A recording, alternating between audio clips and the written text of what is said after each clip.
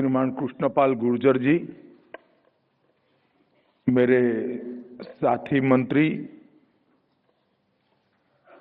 श्रीमान H.K. पाटिल जी, कानून और संसदीय कार्य एवं पर्यटन मंत्री कर्नाटक सरकार, और सालों से पाटिल साहब नैपकप का मार्गदर्शन कर रहे हैं। देश भर की अर्बन कोऑपरेटिव बैंक्स का जो संगठन है उसके भी वो धुरी रहे हैं। डॉक्टर आशीष कुमार भूटानी जी, सहकारिता सचिव भारत सरकार, श्री ज्योतिन्द्र मेहता जी, बहुत पुराने नैपकप के न केवल नेता है, नैपकप को चलाने में इनकी बहुत बड़ी भूमिका भी रही है, जिनके निमंत्रण पर आज मैं यहाँ आया हूँ। लक्ष्मीदास जी, नैपकप के अभी के अध्यक्ष, और इनके ऐसे स्वास्थ्य के बावजूद उनकी गतिविधि और उनकी एक्टिविटी और जोश देखकर लगता है ऐसा हौसला भगवान सभी को दें। श्री मिलिंद काले जी, उपाध्यक्ष नैपकप, और आज इस सहकारिता कुंभ 2025 में आए हुए देश और दुनिया के सभी सहकारी नेताओं को मेरा प्रणाम। आप सभी का स्वागत है। मित्रों, आज अर्बन सहकारी बैंक्स और क्रेडिट सोसाइटी के ये सहकारिता कुंभ का आयोजन अंतर्राष्ट्रीय सहकारिता वर्ष के उपलक्ष्य में नैपकप ने किया है। मुझे बहुत आनंद है कि विगत 3-4 सालों में एक नए उत्साह के साथ इस देश का अर्बन कोऑपरेटिव बैंक का सेक्टर और कोऑपरेटिव क्रेडिट सोसाइटी का सेक्टर नए उत्साह के साथ, नए जोम के साथ आगे बढ़ने का सोच भी रहा है, उस पर कदम भी उठा रहा है और सफलतापूर्वक अपने लक्ष्यों को अचीव भी कर रहा है। ये कुंभ 25, जहां पर पॉलिसी, टेक्नोलॉजी और इनोवेशन तीनों के विषय पर एक क्षेत्र से जुड़ी हुई कई संभावनाओं का दोहन करने के लिए 2 दिन तक विचार होने वाला है। और मैं आशा करता हूं कि ये 2 दिन का सहकारिता कुंभ निश्चित रूप से कुछ एक्शनेबल पॉइंट्स के साथ आएगा, जो हमारे सेक्टर को आगे ले जाने के लिए और मजबूती से गति बढ़ाएगा। मित्रों, सबसे पहले मैं हमारे देश की 2 जानी मानी कोऑपरेटिव्स अमूल और इफ्को दोनों को हृदयपूर्वक बहुत बहुत बधाई और साधुवाद देना चाहता हूं, क्योंकि इंटरनेशनल कोऑपरेटिव अलायंस ने अमूल को विश्व का जो रैंकिंग तय होता है उसमें पहले स्थान पर समग्र विश्व में रखने का काम किया, और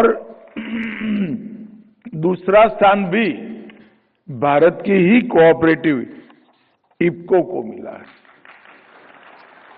ये दिखाता है कि आज भी कोऑपरेटिव का कंसेप्ट, कोऑपरेटिव का विचार, कोऑपरेटिव संस्कृति कालबाह्य नहीं हुई। मैं तो गुजरात से आता हूं। बचपन में छोटा सा बच्चा था, तब से डेयरी सेक्टर ने गांव के किसानों को और गरीबों में क्या जादुई परिवर्तन उनके जीवन स्तर में उठाने के लिए किया है, उसको देखा हूं। परंतु आज श्वेत क्रांति की वाहक अमूल बनी है और 36 लाख किसान सदस्य, 18,000 ग्रामीण समितियां और 18 जिला संघों के माध्यम से देश भर में 3 करोड़ लाख लीटर दूध रोजाना कलेक्ट करने का काम अमूल करती है। और 24-25 में अमूल का टर्नओवर 90,000 करोड़ को पार कर गया है। मित्रों, ये बताता है कि 36 लाख किसानें, जिसमें 65% से ज्यादा महिलाएं हैं और ज्यादातर ग्रामीण परिवेश की महिलाएं हैं, वो इकट्ठा होकर 100-100 रुपये की पूंजी लगाकर 90,000 करोड़ के टर्नओवर का एक इतना बड़ा कोऑपरेटिव सफलतापूर्वक इतने सालों से चला रहे हैं। ये बताता है कि हमारे देश में कोऑपरेटिव की संभावना कितने विशाल स्तर पर है। उसी तरह से इफको भी विश्व की 2 नंबर की सहकारी संस्था बनी है, 41,000 करोड़ का टर्नओवर। और चूंकि मुनाफा करना उद्देश्य नहीं है, इसलिए 3,000 करोड़ का मुनाफा ये इफको ने दर्ज किया है। इफको कोऑपरेटिव सोसाइटी की सोसाइटी है। देश भर में 35,000 कोऑपरेटिव सोसाइटी, जिसमें ज्यादातर पैक्स और मार्केटिंग से जुड़ी हुई सोसाइटियां हैं, उनके सदस्य हैं। लगभग 5 करोड़ से ज्यादा किसान इस सोसाइटियों के माध्यम से सदस्य बने हैं। और आज IFFCO 93 lakh metric ton urea और डीएपी का उत्पादन कर हमारे देश की ग्रीन रेवोल्यूशन का स्तंभ बना है। और नए नए इनोवेशन के लिए भी इफको ने ढेर सारे काम किए हैं। मैं इफको की R&D के यूनिट को बहुत अच्छे तरीके से देखा भी हूं और उसको पहचाना भी हूं, मगर नैनो यूरिया और नैनो डीएपी इसका उदाहरण है। आज इफको के नैनो यूरिया और nano DAP Brazil, America, Oman, Jordan और दुनिया के 65 देशों में इफको के नैनो यूरिया और डीएपी जाते हैं। पहली बार मुझे एक सहकारी संस्था ने विचित्र टाइप का पत्र लिखा और मुझे आश्चर्य भी हुआ कि ऐसा पत्र लिखने की जरूरत क्यों पड़ी। जब इफको को नैनो यूरिया का उत्पादन का लाइसेंस दिया गया, तब कहा गया था कि आप आपके उत्पादन के 20% से ज्यादा एक्सपोर्ट नहीं करोगे। मुझे आश्चर्य हुआ, कोई एक्सपोर्ट करने पर बैन कैसे हो सकता है। फिर मैंने फर्टिलाइजर मिनिस्ट्री से बात करी तो उन्होंने कहा, साहब हमारे देश में ज्यादा जरूरत है। तो मैंने कहा बैन रहने दीजिए। 2 साल पहले की बात है। इफको को उत्पादन बढ़ाने के लिए कहा और आज हमारा पूरा सैचुरेशन कर इफको अनलिमिटेड एक्सपोर्ट करने के लिए इफको को लाइसेंस प्राप्त हो चुका है। तो ये जो क्षमता है, क्षमता की वृद्धि की, इनोवेशन की, R&D कर प्रोडक्ट को और अच्छी बनाने की, अंतर्राष्ट्रीय स्तर पर ले जाने की, ये इफको ने सिद्धहस्त की है। और इफको इस देश की प्रमुख कोऑपरेटिव है, वो हम सब के लिए गर्व का विषय है। भारत सरकार की ओर से, देश के प्रधानमंत्री जी ओर से और भारत सरकार के सहकारिता मंत्रालय की ओर से ये दोनों कोऑपरेटिव्स को मैं बहुत बहुत बधाई और साधुवाद देना चाहता हूं। मित्रों, आज इस कार्यक्रम में 1500 से अधिक सहकारी बैंकों के प्रतिनिधि और 50,000 से ज्यादा क्रेडिट सोसाइटियों का प्रतिनिधित्व करने वाले प्रतिनिधि यहां पर बैठे हैं। एक कॉप कुंभ एक प्रकार से डिजिटल सहकारिता संसद जैसा इसका स्वरूप आज हो गया है। ढेर सारे लोग ऑनलाइन भी, आभासी तरीके से भी यहां पर जुड़े हुए हैं। मित्रों, इसके अंत में दिल्ली घोषणा जो होगी, मैं मानता हूं कि इसमें एक्शनेबल पॉइंट इतने होंगे जो हमारे हरेक प्रॉब्लम को एड्रेस भी करेंगे और इसके निराकरण का concrete time bound road map भी इंगित करेंगे और इससे हमारा अर्बन कोऑपरेटिव बैंक्स का जो विस्तार का स्वप्न है वो बहुत जल्दी पूरा होगा। आज यहाँ पर सहकार डीजी पे और सहकार डीजी लोन ये दोनों को अम्ब्रेला संगठन के द्वारा लॉन्च किया गया है। मित्रों, सहकार डीजी पे एक प्रकार से बहुत जरूरी है क्योंकि हम सब जानते हैं कि अब पेमेंट के जरिए बदल चुके हैं। भारत में इतनी तेजी से डिजिटल पेमेंट का युग आया है, अगर अर्बन कोऑपरेटिव बैंक इसके साथ मैच नहीं करते हैं तो हम रेस के बाहर हो सकते हैं। ये ऐप के माध्यम से छोटी सी छोटी अर्बन कोऑपरेटिव बैंक को भी ये सुविधा प्राप्त हो जाएगी और कई सारी ऐप्स के साथ भविष्य में जुड़ने का भी एक जरिया बन जाएगी। मेरा आग्रह है अम्ब्रेला संगठन के सभी कर्ता धर्ताओं के से ऐप बनाकर आप चैन की सांस मत लीजिए। ऐप की स्वीकृति 2 साल में 1500 की 1500 बैंक में आ जाए, सबका जुड़ाव हो जाए, इसके लिए टीम बनाकर, मार्केटिंग शब्द तो ठीक नहीं है मगर जिस तरह से प्रोफेशनल कंपनियां मार्केटिंग करती है, हमारे अम्ब्रेला संगठन ने एग्रेसिव एक मोड में प्रचार कर जोड़ने का अभियान लेना पड़ेगा। मित्रों, हम सब जानते हैं कि 2021-22 में प्रधानमंत्री जी ने निर्णय किया कि भारत सरकार में कोऑपरेटिव मंत्रालय बनाया जाएगा। उसके बाद में कोऑपरेटिव से जुड़े हर क्षेत्र के अंदर आमूलचूर परिवर्तन करने के लिए हमने नीति विषयक निर्णय भी लिए हैं और इसके साथ साथ उसको मॉडर्नाइज करने के लिए, इनकी तकलीफों के निवारण के लिए और कोऑपरेटिव की रीच बढ़ाने के लिए हमने ढेर सारे कदम उठाए हैं। एक प्रकार से भारत में कोऑपरेटिव स्टेट सब्जेक्ट है, मगर जब तक सेंट्रल गवर्नमेंट कोई नीति विषय गाइडेंस नहीं देती है, सभी राज्यों में अलग अलग प्रकार से चलती कोऑपरेटिव हमारे कोऑपरेटिव सेक्टर के लिए एक बहुत बड़ा प्रॉब्लम थी। आज मुझे आनंद है कि मैं छोटा सा उदाहरण देना चाहता हूं कि हमने पैक्स के मॉडल बायलॉज बनाए। अब पैक्स के मॉडल बायलॉज भारत सरकार नहीं बना सकती, मगर हमने एडवाइजरी के रूप में मॉडल बायलॉज बनाकर देश भर की सभी सरकारों को भेजा। मुझे बहुत आनंद है कि इंक्लूडिंग पश्चिम बंगाल सभी सरकारों ने इसको एडॉप्ट किया है और आज देश की सभी पैक्स मॉडल बायलॉज के आधार पर चली। इससे हमारे पैक्स का पूरा तंत्र न केवल कंप्यूटराइज हुआ और ढेर सारे काम को हम पैक्स के साथ जोड़ पाए हैं और मुझे विश्वास है इससे डिफंग होने वाले पैक्स की संख्या में बहुत कमी आएगी और कदाचित कोई होता है तो उसके पुनर्जीवन का रास्ता भी ये नए बायलॉज के अंदर है। इससे हम जल्दी पुनर्जीवित भी कर पाएंगे।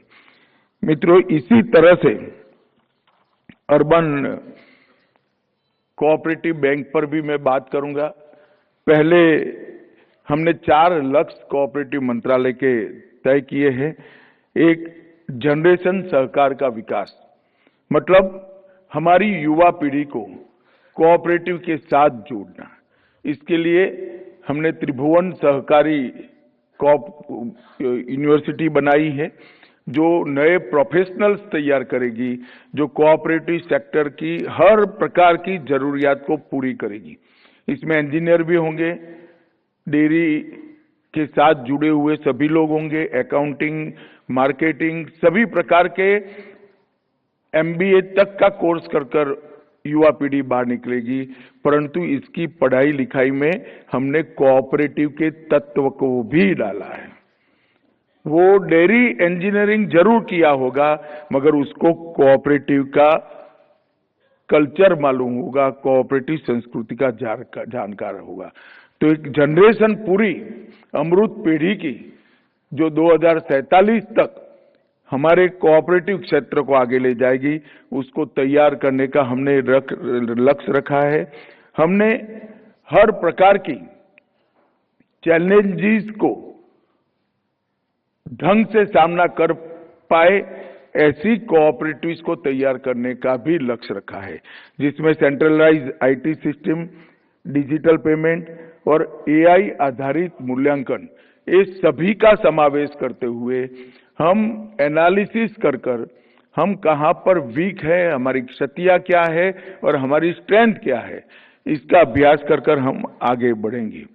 एक लक्ष्य अभी ज्योतिन मामा ने बताया कि हर टाउन में एक यूबीसी का संकल्प। मित्रों, ये जो लक्ष्य है अर्बन कोऑपरेटिव बैंक के लिए, वो बहुत कठिन लक्ष्य है, मुझे मालूम है। और मुझे मेरे मंत्रालय के अधिकारियों ने बहुत आगाह भी किया है कि इसकी घोषणा आप मत करिएगा, मगर मैं मानता हूं कि हम सब ने मिलकर एक काम करना चाहिए कि 2 लाख से ज्यादा आबादी वाले हर टाउन के अंदर 5 साल में एक अर्बन कोऑपरेटिव बैंक बनाने का लक्ष्य हमने रखा। और एक प्रकार से अमरेला संगठन का और नेपकप का एक काम है। धीरे अर्बन कोऑपरेटिव बैंक के रजिस्ट्रेशन के लिए, चलने के लिए जितनी भी सारी अड़चनें थी, रिजर्व बैंक के सहयोग से हम इसको एक पार कर रहे हैं। और मैं आपको विश्वास दिलाता हूं, 1-1.5 साल में बचा खुचा जो कुछ भी है वो हम जरूर पार कर लेंगे। परंतु इसके लिए एज अ कोऑपरेटिव सेक्टर हमें एक मूड बनाना पड़ेगा।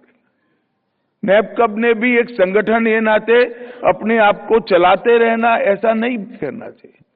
नेपकप और अम्ब्रेला ऑर्गेनाइजेशन ने अपने गोल तय करने पड़ेंगे, लक्ष्य तय करने पड़ेंगे कि हाँ भाई, 1 साल में हम 200 अर्बन कोऑपरेटिव बैंक बनाएंगे नहीं, और 400 ब्रांचों का नया विस्तार करेंगे। फिर दूसरे साल क्या, तीसरे साल, 5 साल का एक लक्ष्य बनाना पड़ेगा। और मैं मानता हूं कि ये हो सके ऐसा काम है, हमने झील के साथ लगना पड़ेगा। अब तय तो आपको करना है। जहां तक मेरा और मेरे मंत्रालय का सवाल है, मैंने कह दिया हमें तो अब लगे बगैर चारा ही नहीं है, हम तो लगेंगे ही लगेंगे। परंतु अर्बन कोऑपरेटिव बैंक के फेडरेशन और अम्ब्रेला ऑर्गेनाइजेशन ने इसमें बड़ी भूमिका निभानी है। इसके साथ साथ हमने मल्टी सेक्टर अप्रोच के साथ अर्बन कोऑपरेटिव बैंक ने अपना कोर काम इस देश के युवा उद्यमी, जो आकांक्षी युवा है, इस देश के स्वसहाय यूथ और नीचे के तबके के लोगों के एम्पावरमेंट के लिए भी करना पड़ेगा। इसमें आरबीआई से कोई गाइडलाइन की जरूरत नहीं है।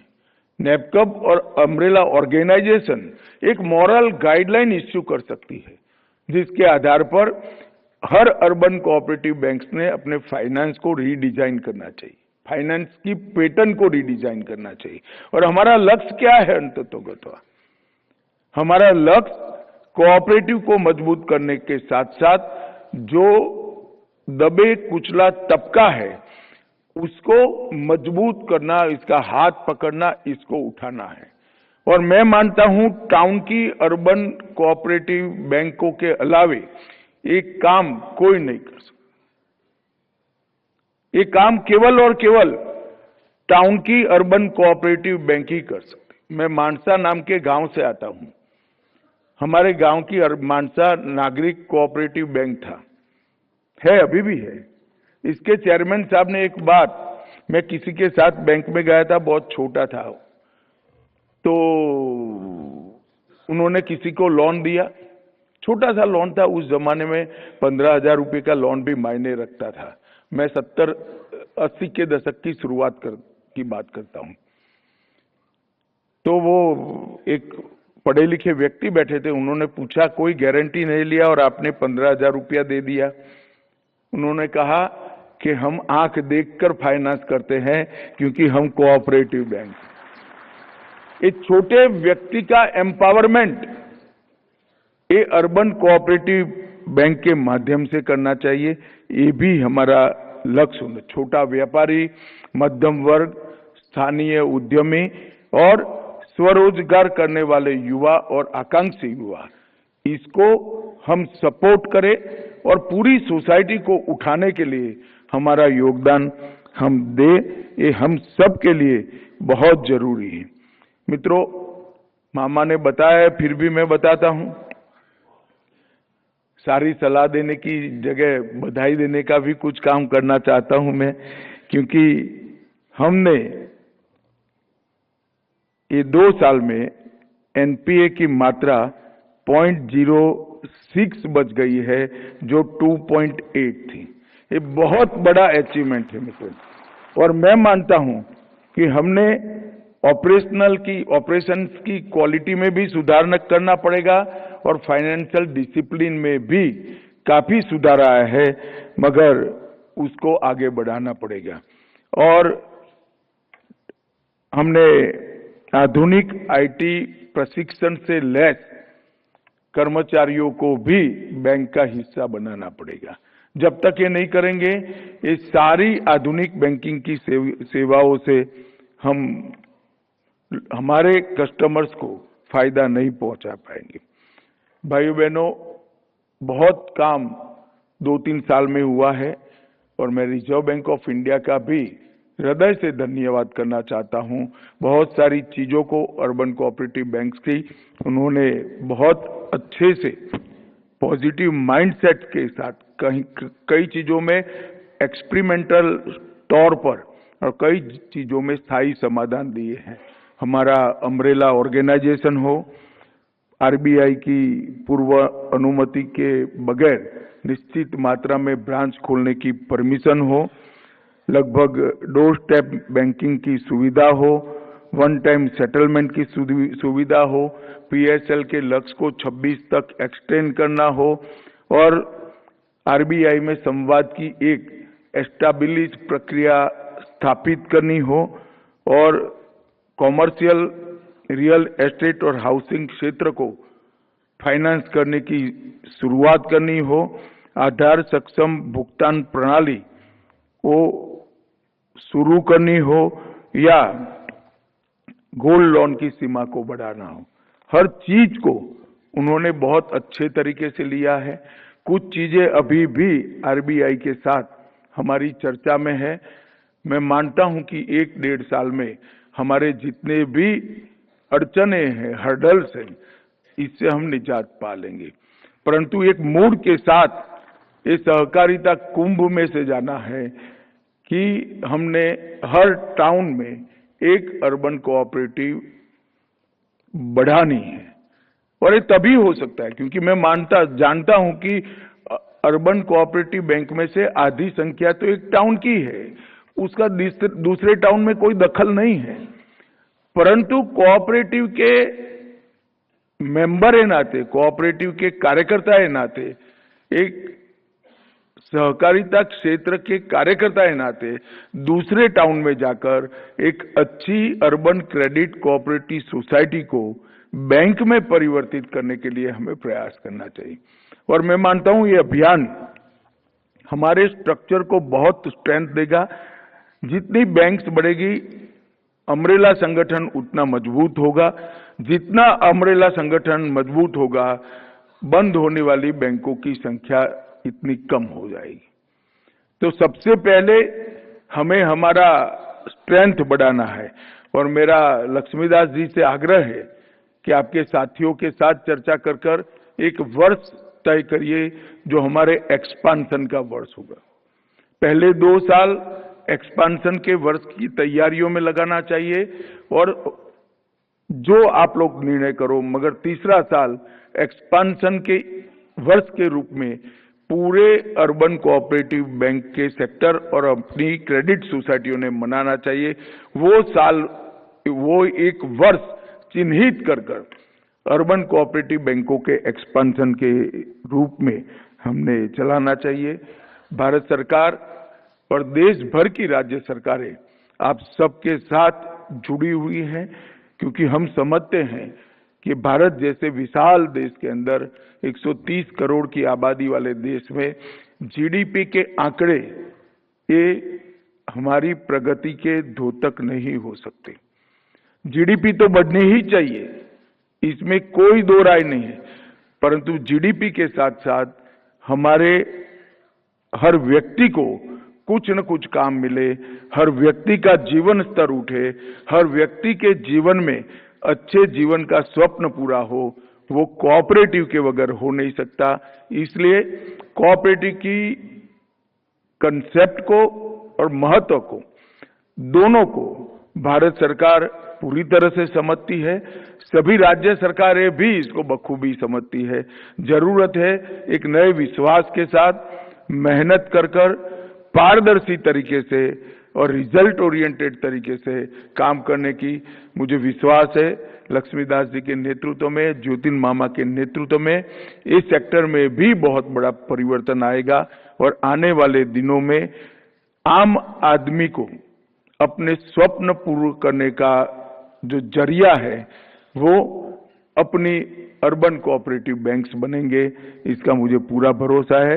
आप सभी को बहुत बहुत शुभकामनाएं इस 2 दिन के सम्मेलन की।